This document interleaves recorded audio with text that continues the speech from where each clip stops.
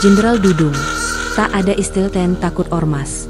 Penasihat khusus Presiden Urusan Pertahanan Nasional Jenderal Purnawirawan TNI Dudung Abdurrahman menekankan TNI takut kepada ormas atau organisasi kemasyarakatan. Enggak ada istilah TNI takut sama ormas. Tidak ada itu istilah itu, ujar Dudung di Istana, Jakarta, Senin, 5 Mei 2025. Dudung menjelaskan, TNI tidak pernah memandang masyarakat berdasarkan kelompok. Dia menekankan TNI berorientasi pada rakyat.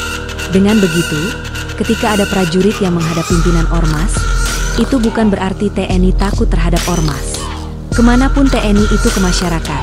Siapapun sampai masyarakat apapun istilahnya tidak ada memandang bulu.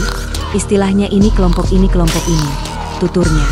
Hal tersebut disampaikan Dudung saat merespons pemimpin Ormas Gerakan Rakyat Indonesia Baru, GRIP, Jaya Hercules dan mantan Panglima TNI Jenderal Purnawirawan, Gatot Nurmantio yang saling serang, karena Hercules menyebut ex-Gubernur DKI Jakarta Sutioso, bau tanah.